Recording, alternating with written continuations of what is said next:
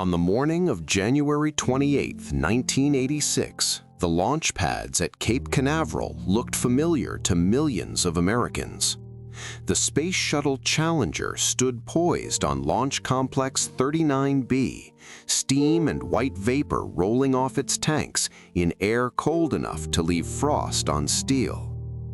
Inside classrooms across the United States, teachers rolled in televisions on tall metal carts so students could watch history live. This time, one of the 7 astronauts was a school teacher herself, Krista McAuliffe, the first civilian chosen for NASA's Teacher in Space project. At 11:38 a.m. Eastern Time, the countdown hit 0 and Challenger rose into a clear blue sky, a pillar of flame and exhaust trailing behind. For 73 seconds, it looked like another routine ascent, the kind NASA had flown often enough that shuttle launches were starting to feel like normal news. Then the bright exhaust plume warped into a boiling white cloud. The orbiter broke apart. The solid rocket boosters corkscrewed away. Debris fell toward the Atlantic. In classrooms, kids stared at the screen, unsure whether they had just watched an explosion or some strange form of staging. Only later would a presidential commission lay out the chain, a rubber O-ring that never sealed, warnings documented for years, and a decision culture that trained itself to treat danger as within experience. Challenger did not fail in a single instant. It failed in meetings, memos, and quiet moments where doubt was repeatedly asked to be less inconvenient. In the hours before launch, the Space Shuttle Challenger sat on the pad coated in frost. A hard freeze had settled over central Florida, a rare cold snap that left icicles hanging from railings, platforms, and even parts of the launch structure. Technicians walked the pad under floodlights, cameras capturing their breath in the air as they inspected systems and chipped away ice where they could. The shuttle stack itself looked unchanged: orange external tank, twin white solid rocket boosters, and the white orbiter mounted to the side, its black thermal tiles forming the familiar pattern of NASA's reusable spacecraft. Inside the crew cabin, 7 astronauts prepared for what was supposed to be a high-profile but technically straightforward mission, STS-51L. Commander Francis or Dick Scobie and pilot Michael Smith sat at the front of the flight deck, with mission specialists Ellison Onizuka, Judith Resnick, and Ronald McNair behind them, payload specialist Gregory Jarvis and teacher Krista McAuliffe strapped into the middeck below. They had trained for months, running simulations of ascent, orbit operations, and emergency procedures. To them, this was not a TV event, but a carefully choreographed sequence of checklists and calls. Downrange, ships and tracking stations stood ready. At Johnson Space Center in Houston, flight controllers took their stations in mission control, screens glowing with telemetry plots and status readouts. They had flown the shuttle 24 times before. The program had launched satellites, carried Spacelab into orbit, and returned astronauts with the precision of a mature system. On paper, Challenger's 10th flight was another node in a busy manifest. Underneath the confidence, however, was a design detail in the solid rocket boosters that had troubled engineers for nearly a decade. A joint sealed by rubber O-rings that did not like the cold. The solid rocket boosters that flanked Challenger were segmented cylinders stacked vertically and joined at field joints. Each joint relied on 2 rubber O-rings to seal in high-pressure combustion gases as the boosters fired. In theory, when the rocket pressurized, the steel casings flexed, the O-rings compressed and maintained a tight seal. In practice, tests and earlier flights had revealed erosion and blow-by of the O-rings, hot gas cutting into or past the rubber during ignition. Engineers at Morton Fiacol, the booster contractor, documented these anomalies as early as the late 1970s. Instead of triggering an immediate redesign and grounding the fleet, the program adapted around the flaw. Each instance of O-ring damage that did not lead to catastrophe was recorded, analyzed, and gradually reclassified as acceptable. NASA and Thiokol managers began to treat recurring evidence of seal erosion as an operational nuisance rather than a red warning light. Later investigators would describe the joint as unacceptably sensitive to temperature, material properties, and dynamic loads, and call the accident rooted in history, a direct result of choices made in design and follow-up. By the mid-1980s, shuttle flights had occurred with O-ring charring and blow-by documented after the fact. Engineers wrote memos warning that the joints were vulnerable, especially at low temperatures, but these concerns were filtered as they moved up management layers. Shuttle launches continued. The system's apparent success fed a belief that the risk was under control. The O-ring problem had not gone away. Instead, the organization's tolerance for danger had shifted. When Challenger was rolled out for STS-51L, the flaw in the right solid rocket booster's aft field joint was still there, unchanged, waiting for a launch day that would push it beyond its fragile envelope. The day before launch, January 27, 1986, weather became the focus. Forecasts called for unusually low temperatures overnight, dropping below freezing at the launch site. Morton Thiokol engineers, including Roger Boisjoli and others who had long studied the O-ring issue, recognized the threat immediately. Their data showed that the coldest previous launch with the current joint design had occurred at about 53 degrees Fahrenheit. For Challenger, predicted ambient temperatures were far lower, with O-ring temperatures potentially in the high 20s Fahrenheit. Rubber loses resilience in cold. The rings might not seat in time to prevent blow-by. A teleconference was convened between Thiokol's plant in Utah and NASA centers, including Marshall Space Flight Center and Kennedy Space Center. Thiokol engineers presented charts showing the relationship between low temperature and deteriorating O-ring performance, recommending a delay. Do not launch below 53 degrees Fahrenheit. Initially, Thiokol management supported their engineers. On the NASA side, managers pushed back, questioning the data and the basis for such a strict temperature limit. They asked for proof that it was unsafe to fly, rather than acknowledging the absence of proof that it was safe. In a now infamous caucus, Thiokol senior managers stepped away from the line and met privately, without NASA on the loop.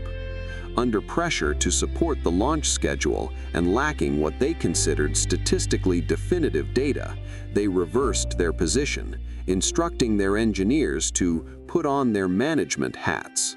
The recommendation changed from "do not launch" to a conditional acceptance. NASA recorded Thiokol's revised go-ahead. The telecon ended with the launch still on for the next morning. The rubber seals would face temperatures they had never been qualified for, and the people closest to the data had been overruled. Launch day began under a clear, bitterly cold sky.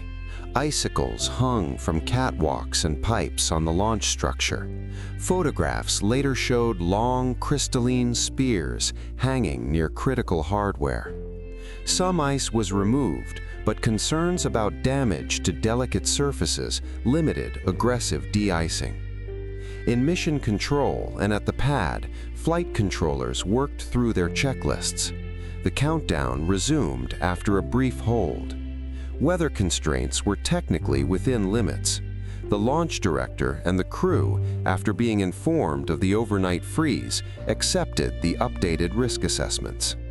At 11:38 a.m. EST, Challenger's three main engines ignited, gimbaling and building thrust while the shuttle held fast to the pad. At T+0, the solid rocket boosters lit, clamps released, and the 2,000-ton assembly rose from the tower, clearing the launch structure in a controlled, accelerating climb. Spectators, including families and school children, watched from viewing areas, cheering as the shuttle curved eastward over the Atlantic. In the first seconds, everything appeared normal. Telemetry gave no obvious indication of impending failure. But high-speed camera footage later revealed a small puff of dark smoke at the base of the right solid rocket booster just after ignition, near the aft field joint. That puff marked hot gases escaping past the primary O-ring, which, chilled and stiff, had not sealed properly. Soot and gases leaked through the joint, briefly plugging with aluminum oxide from the burning propellant. For a time, the temporary plug held, masking the underlying failure. Challenger continued to climb, passing through max Q, the period of maximum dynamic pressure, at around T+36 seconds. The mission looked routine, but the right booster's joint was already damaged beyond its intended design. From inside the crew cabin, ascent followed the familiar rhythm of calls and accelerations. The astronauts felt the violent shove of booster ignition, the steady pull of increasing G-forces, and the chatter of airframe loads as Challenger punched through the lower atmosphere. On the ground, controllers at Houston called out milestones. "Challenger, you are go at throttle up." Commander Scobie acknowledged. The phrase "go at throttle up" would later anchor itself in the public memory, tied irrevocably to what happened next. Outside, winds aloft and changing loads flexed the stack. The temporary seal inside the right booster joint, already compromised, began to erode. Around T+58 seconds, camera footage and later analysis showed a bright flame emerging from the side of the right solid rocket booster near the aft attachment strut.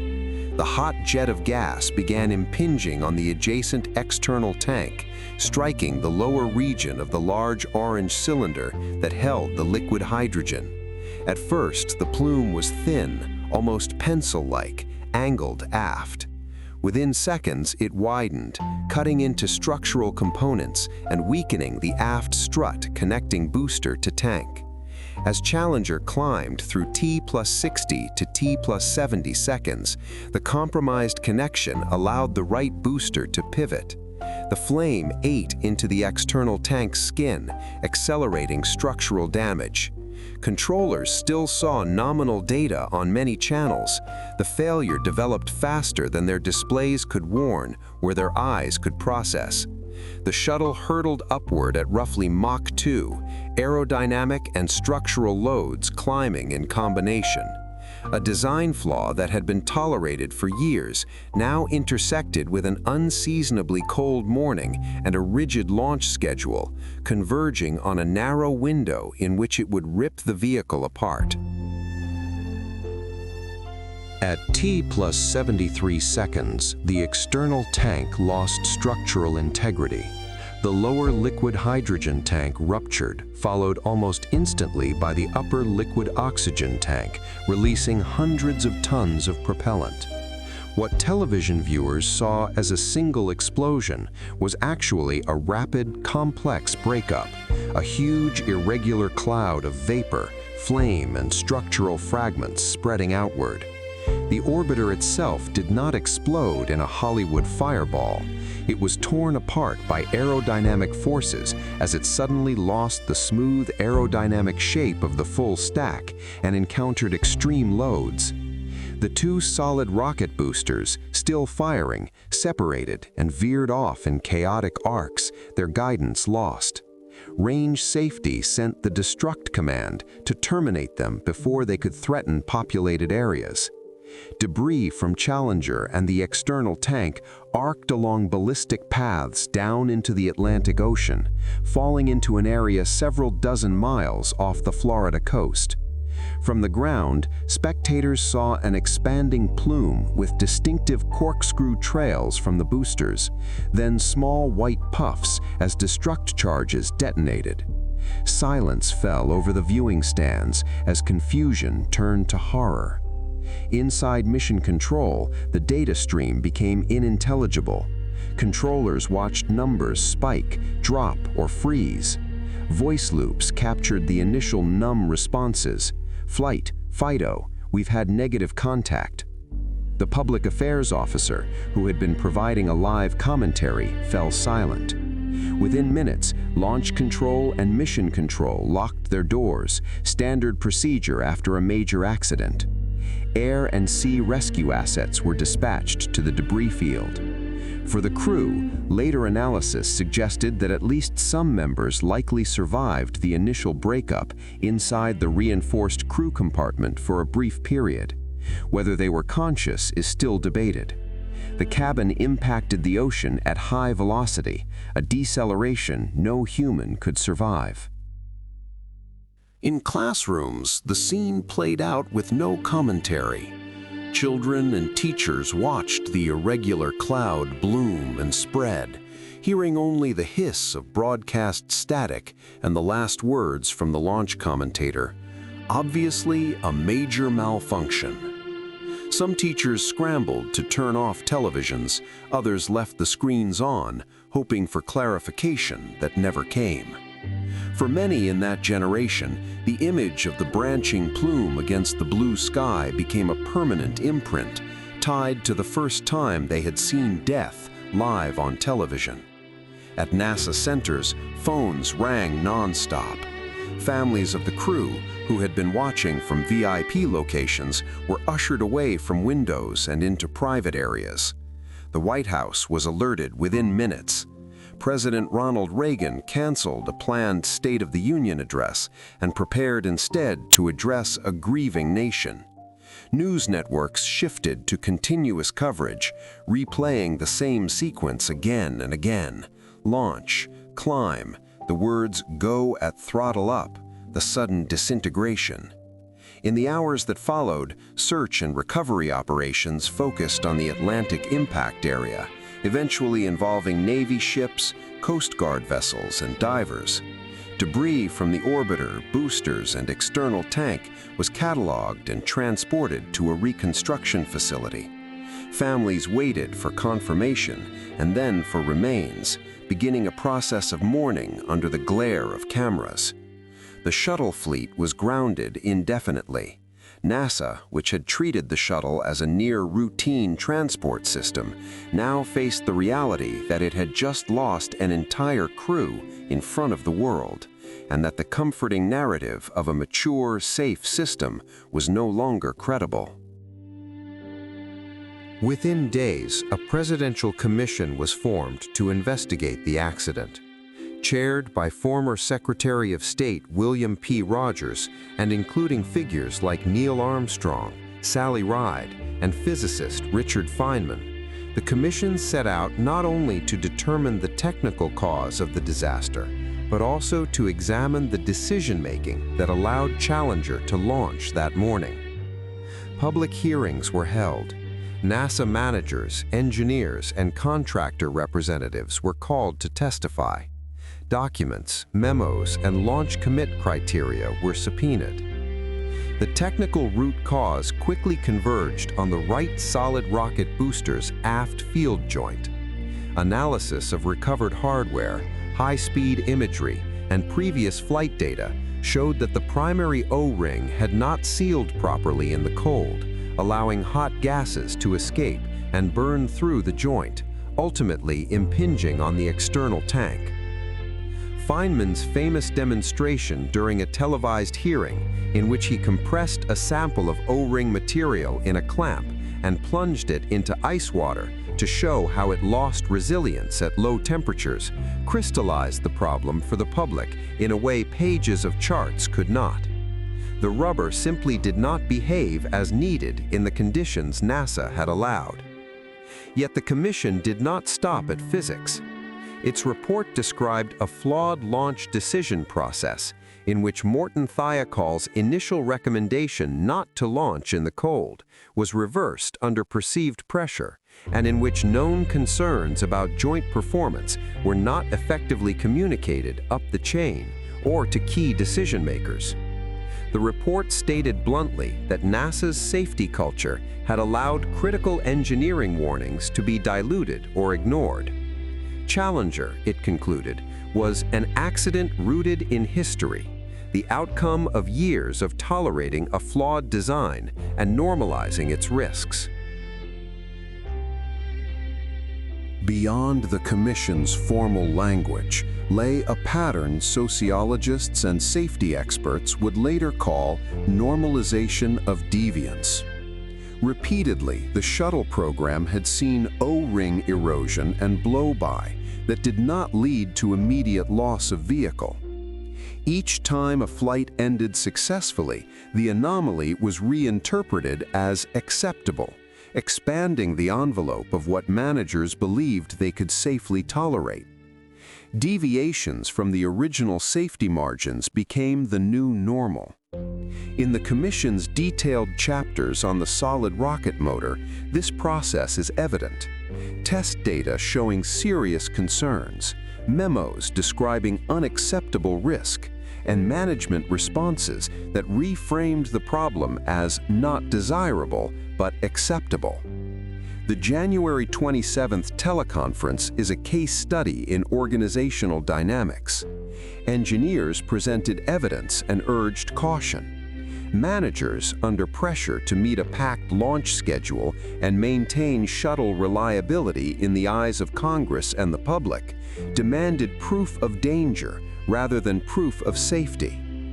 Thiokol's internal caucus, in which senior leaders overruled their own technical staff and reversed a no-launch recommendation, encapsulated the shift from engineering judgment to managerial convenience. NASA managers then accepted this revised judgment with little apparent skepticism.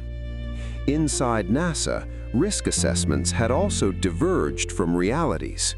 Some managers publicly quoted failure probabilities of 1 in 100,000, numbers that bore little resemblance to engineers' more conservative estimates.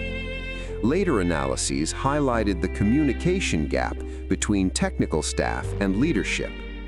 Challenger exposed how a complex, high-risk system can drift into danger not through a single reckless decision, but through years of small accommodations to schedule, budget, and image until the system's true vulnerability is revealed in one irreversible event. Technically, the response to Challenger required rebuilding critical pieces of the shuttle system. The solid rocket boosters underwent a substantial redesign, including changes to the field joint geometry, adding a third O-ring, improved materials and heaters to maintain acceptable temperatures before launch. New inspection and quality control procedures were implemented. The reconstruction of debris and detailed analysis fed into engineering models that guided changes not just to the boosters, but also to external tank insulation and flight rules for launch conditions. Organizationally, NASA created an Office of Safety, Reliability, and Quality Assurance, reporting directly to the administrator, attempting to elevate safety concerns above program-level pressures. Flight readiness reviews were restructured to give independent voices more weight. The shuttle's launch rate, previously envisioned as dozens of flights per year, was scaled back to more realistic levels. Commercial satellite launches were shifted away from the shuttle to expendable rockets, reducing pressure to treat the vehicle as a routine freight service. The shuttle fleet remained grounded for nearly 3 years. When flights resumed with STS-26 in 1988, the mission carried not only new hardware, but also the symbolic weight of a system trying to prove it had learned from failure. Crew escape options were improved, though still limited.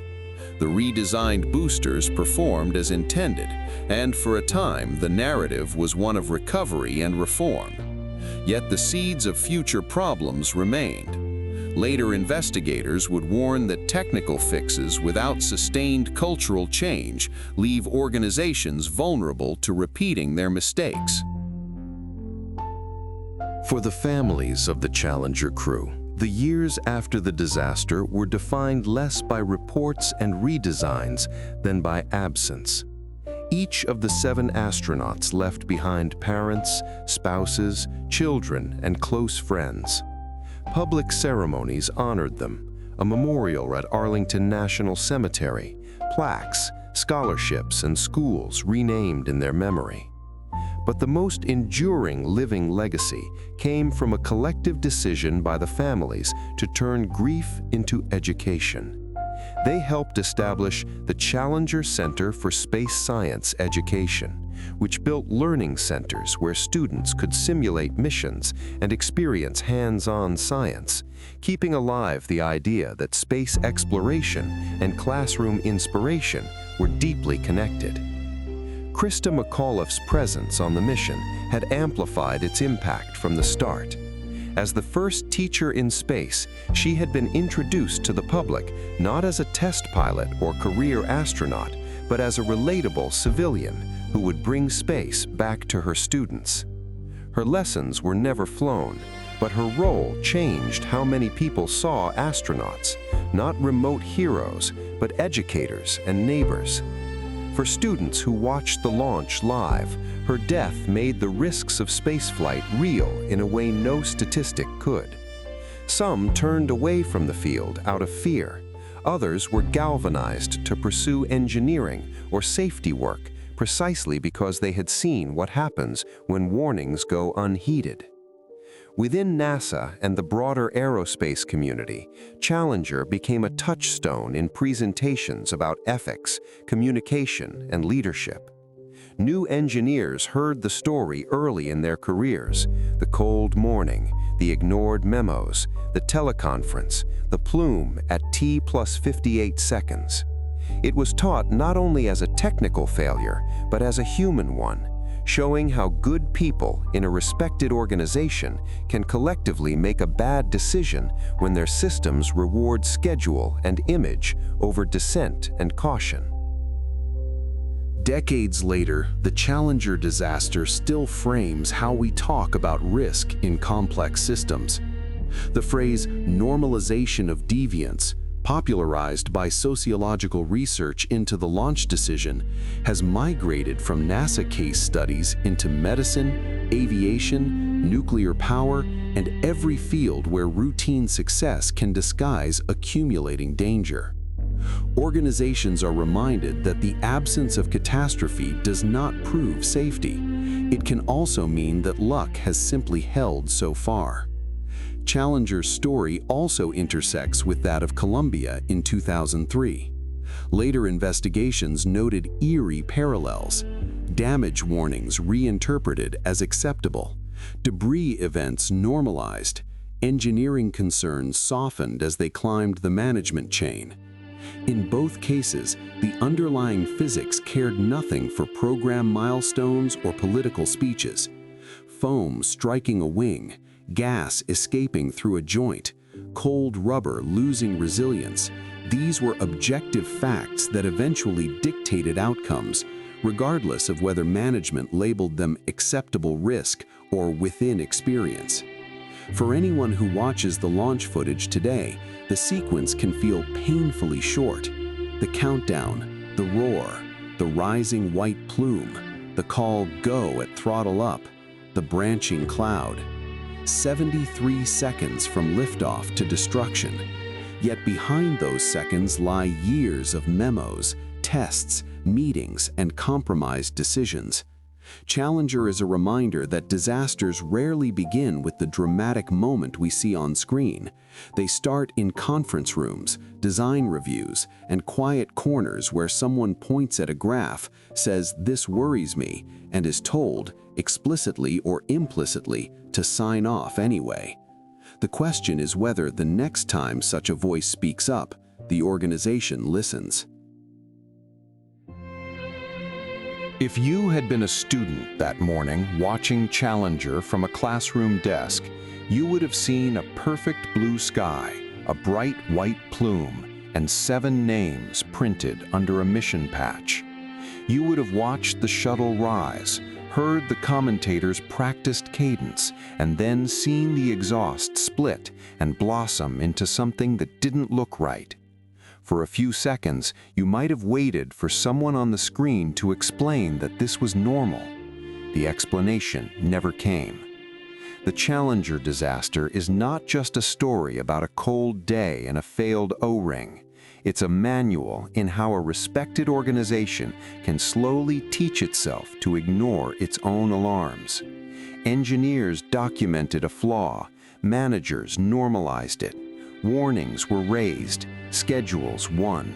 The physics of cold rubber and high-pressure gas did not negotiate. 73 seconds after launch, the program's hidden debt came due in front of an entire generation. If you want more fully documented, minute-by-minute reconstructions of real disasters, stay with Grave Interval. Share this episode with anyone who still thinks we've always done it this way is proof of safety. And the next time someone in your world raises an uncomfortable concern, remember Challenger and ask whether you're listening like an engineer or like a calendar.